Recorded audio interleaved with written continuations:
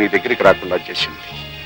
అందుకే చేసిన పాపాలకి ప్రాయశ్చిత్తంగా ఇలా మారిపోయాయి. కాదు, అంత అబద్ధం. ఆ రోజు దేశాన్ని కాపాడే బాధ్యతలో ఉండి దేశద్రోహి అయ్యారు. ఈ రోజు ప్రజలు పూజించే వేషంలో ఉండి మోసం చేయాలనుకుంటున్నారు. లేదన్నపూర్ణ, లేదు. నా మాట విను, నా మాట నమ్మన్నపూర్ణ, నా మాట నమ్ము. ఏం వినమంటారు? మీరు స్వామీజీగా మారారని నన్ను నమ్మమంటారా? చెప్పండి. అవును, నేను నిజంగానే మారిపోయాను. నేను చేసిన పాపాలు ప్రక్షాళన కావాలని ఇలా మారిపోయాను. లేదు, ఈ వేషంలో ఉంటే ప్రజల్ని చాలా సులభంగా మోసం చేయొచ్చని మారారు. మీరు మారింది మీకోసం, మీ స్వార్థం కోసం.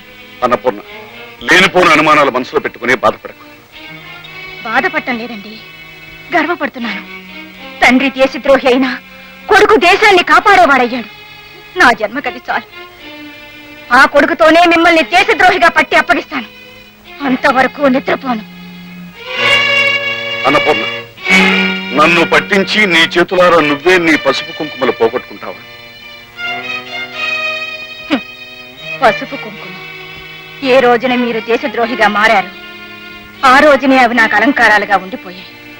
నేను ఆడదానిగా పుట్టినందుకు, మిమ్మల్ని కట్టుకున్నందుకు, నేను చచ్చే వరకు అవి నాకు అలంకారాలుగానే మిగిలిపోతాయి. అన్నపూర్ణ, నువ్వు వెళ్తానికి వీలు. వదలండి, వదలండి.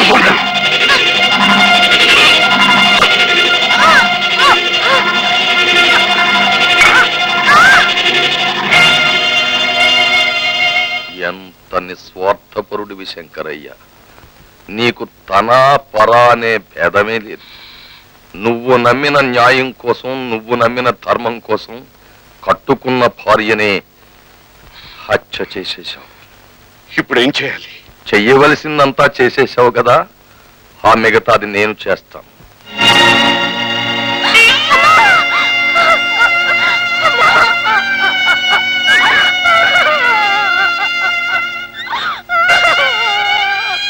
ఏం జరిగింది? అమ్మగారు గుళ్ళో నందికం దగ్గర పడిపోయి ఉన్నారు. అక్కడే గుండెకి చనిపోయి ఉంటారు బాబు.